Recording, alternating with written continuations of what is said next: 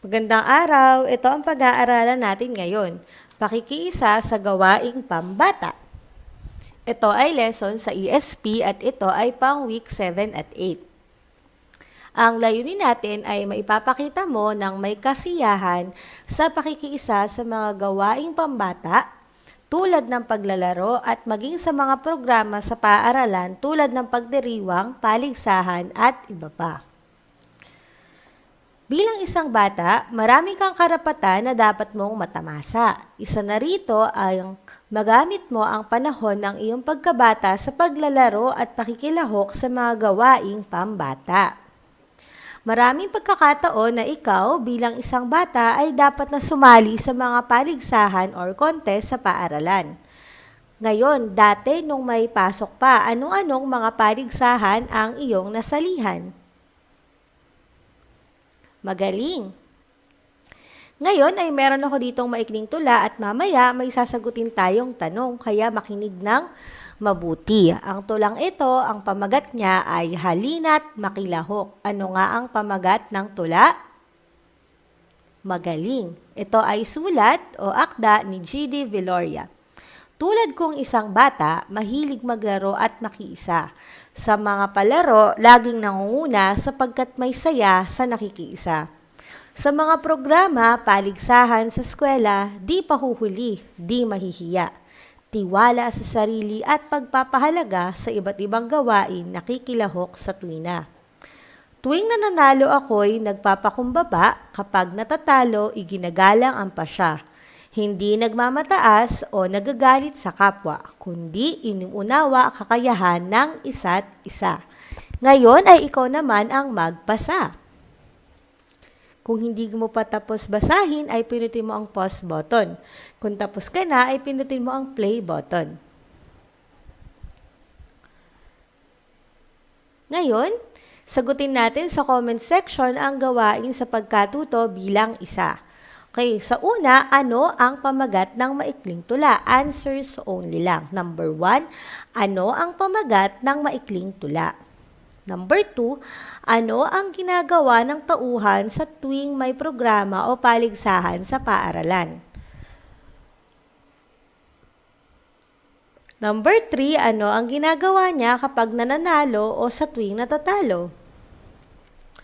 Number 4, ano ang kailangang mabuo sa sarili upang makalahok sa mga gawaing pambata?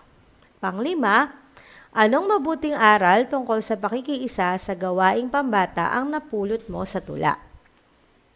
Kung hindi ka pa tapos, pinutin mo ang pause button. Kung tapos ka na, pinutin mo ang play button. So, sa unang bilang, ang pamagat nito ay halina't makilahok. Okay? Sa number 2, dapat daw, pag may programa, di magpapahuli o dapat laging sasali.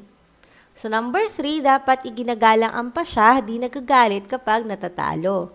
Number 4, dapat daw ay may tiwala sa sarili at pagpapahalaga. Number 5, huwag magalit kapag natalo or kung ano man yung sinulat mo na mabuting aral na hindi ko na isulat dito ay tama na yon.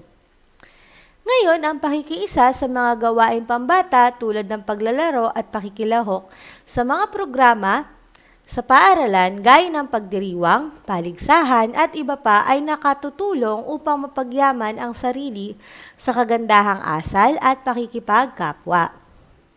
Ang pagtanggap ng maluwag sa pagkatalo, ang paglinang ng tiwala sa sarili, maging ang pagtanggal ng hiya sa pakikisalamuha at pagpapakita ng kakayahan ay malilinang sa patuloy na pakikilahok sa mga gawaing tulad nito. Kasi pag lagi kang sumasali sa mga paligsahan sa contest, nagkakaroon ka ng tiwala sa sarili. Natatanggal ang iyong hiya at nagiging mas maayos kang kausap sa iba. Maraming mabuting naidudulot ang pakikiisa sa paglahok sa mga gawaing pambata tulad ng paglalaro at pagsali sa patimpalak. Bukod sa nakakapagpalakas ito ng iyong katatagang pisikal, lumalakas daw yung katawan, pinatatatag rin ito ang iyong pagiging makatao at pagiging sport sa tunggalian. Yung sinasabi nilang sport sa tunggalian, ibig sabihin kahit natalo ka ay hindi masama ang iyong loob. Ngayon, gawin natin ang gawain sa pagkatuto bilang dalawa. Ito ay page 31. Magsasagot tayo sa iyong papel. Kuhain mo ang iyong papel, ilagay mo dyan page 31, gawain sa pagkatuto bilang dalawa. Maglagay ka ng 1 to 5, tapos sa bawat number ay maglagay ka ng dalawang kahon. Yung isa sa taas, yung isa sa baba. Okay, para hindi mo nakopyahin ito lahat, answers only lang. So, sa bawat number, maglagay ka ng dalawang kahon na katulad na nakikita mo ngayon dito. So, sa bawat number, okay, sa bawat number, ayan, mag-drawing ka lang sa tabi niya ng dalawang kahon. Okay, so 1 to 5 yan. So, bale, dapat 10 kahon yung maiguguhit mo dyan. Okay. Kung hindi ka pa tapos magsulat ng mga numero, ay pinutin mo ang pause button. Kung tapos ka na, ay pinutin mo ang play button. Okay, magsimula na tayo. So, ang gagawin lang natin ay basahin ang mga sumusunod na sitwasyon sa iyong papel. Ilagay ang check sa pangungusap kung taas o babang box ang nagpapakita ng dapat na gagawin at X naman kung dapat hindi natin gagawin, kung hindi natin gagawin. Okay? So, sa number 1, nais mong sumali sa patimpalak or sa contest sa pagsayaw. Ngunit tila mayroon kang pag-aalinlangan, nagsisecond thought ka. Ano ang dapat mong gawin?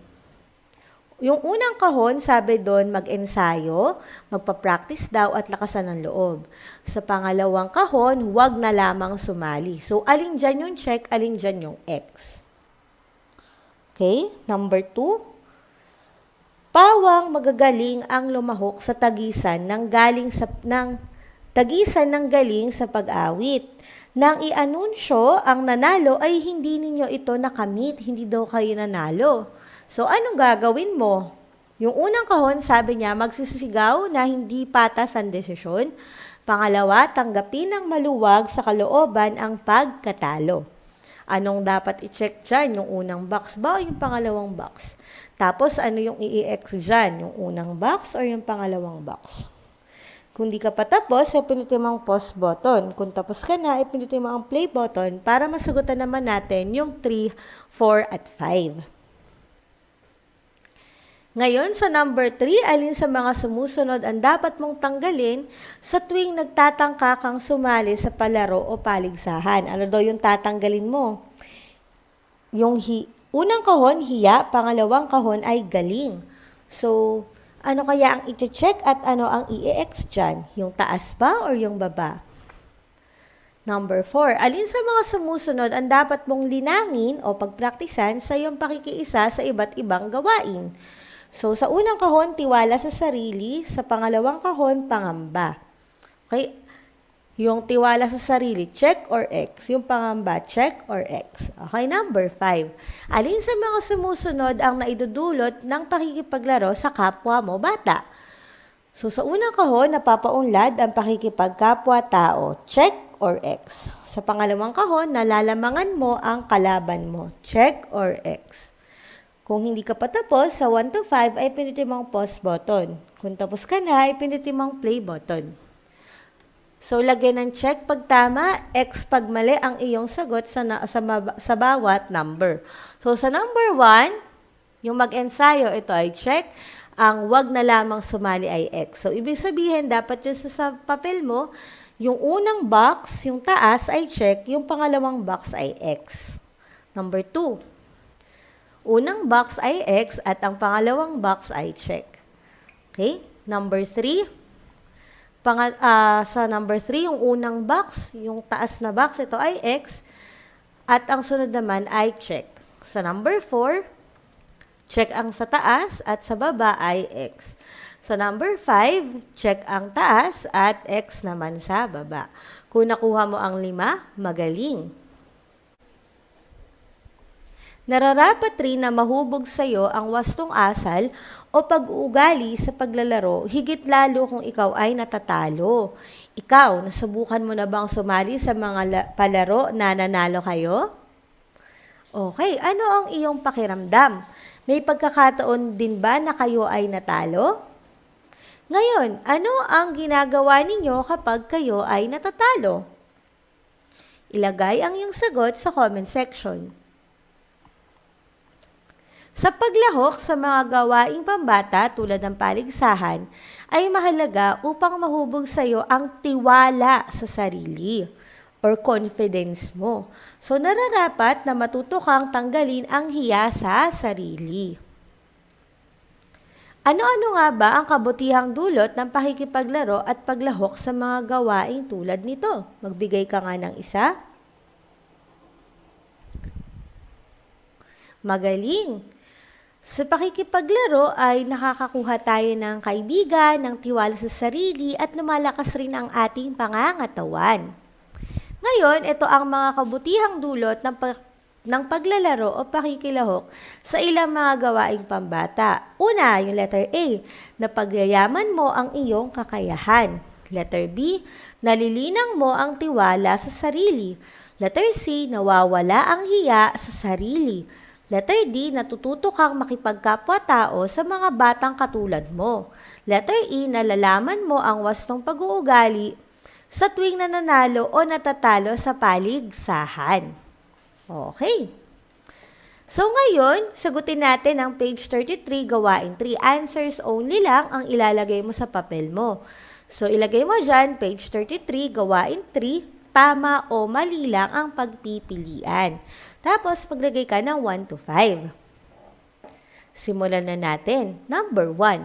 Lagi kang umiiwas sa tuwing naghahanap ang iyong guro ng kakatawan sa mga patimpalak o paligsahan. Batid mo, kaya mo naman ito. Tama o mali? Number 2. Sa tuwing sinasabihan ka ng iyong guro na sumali sa palaro, ay lagi ka nagdadahilan ng hindi totoo upang makaiwas lamang. Number 3, sumali ka sa paligsahan ng pagtula. Nang ikaw ay nasa bulwagan na or nasa stage na, nakita mong napakaraming tao ang nanonood. Huminga ka ng malalim at tilakasan ang iyong loob. Number 4, nagwagi ang kaibigan mo sa patimpalak sa pagpinta. Sumama ang iyong loob sa kanya at hindi mo na siya binati. Tama o mali? Number 5, nang ikaw ay nanalo sa tagisan ng talino, ikaw ay nagyabang sa iyong mga kalaro. Tama o mali? Kung hindi ka pa tapos sa 1 to 5, ay pinutin mo ang pause button. Kung tapos ka na, ay pinutin mo ang play button. Okay, lagyan ng check pag tama ang iyong sagot at X naman kapag mali.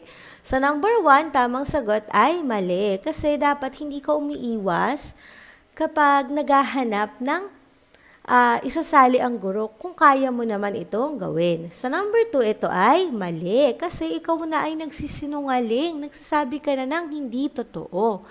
Number 3, ito ay tama. Number 4, ito rin ay mali.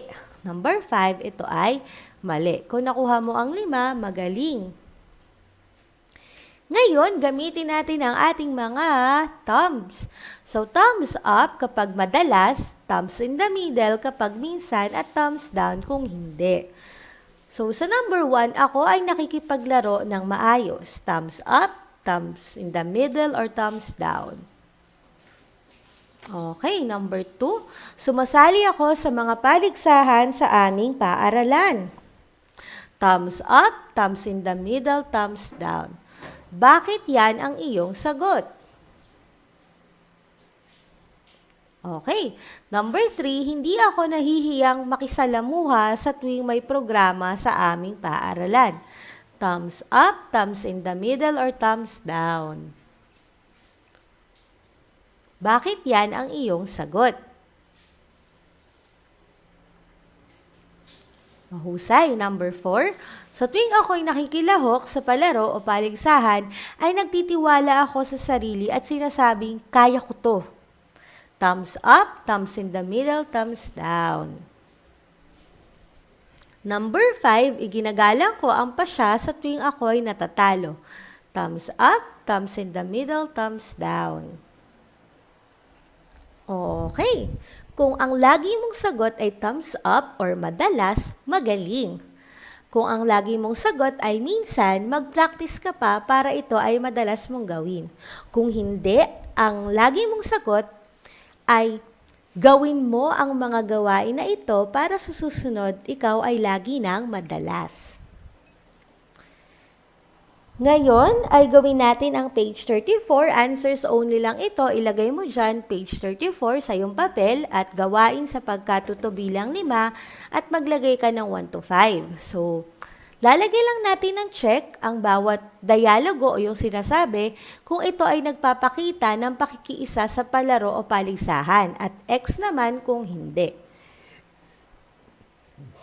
Answers only lang. So, sa number 1, Ben, ikaw na lang ang sumali sapagkat nahihiya ako kasi napakaraming manonood. Check or X? Number 2, Nina, mauna ka na sa paaralan, tinatamad akong dumalo sa programa. Check or X? Number 3, Benny, ayaw ko sumali dahil natalo tayo, naiinis ako. Check or X? Number 4, Marites, halika at tayo dumalo sa programa sa paaralan. Tungkol sa pagbabasa, nais kong matunghayan ito at matuto. Check or X? Number 5, salamat po Panginoon sa aming pagkakapanalo. Check or X? Kung hindi ka pa tapos, pinutin mong pause button. Kung tapos ka na, pinutin mong play button. So, sa number, lagyan ng check pag tama, X kapag mali. Sa number 1, tamang sagot ay X. Number 2, X. Number 3, X. At number 4 ay check. At number 5 ay check. Kung nakuha mo ang 5, magaling. Ngayon naman, ito yung pinakahuli na nating pag-aaral. Ito ay gagawin natin ang page 35, gawain 8. Ito ay answers only lang. Ito ang inyong performance task. So, sa page 35, sa papel, ilagay mo dyan page 35, gawain 8. Tapos maglagay ka lamang ng 1 to 3.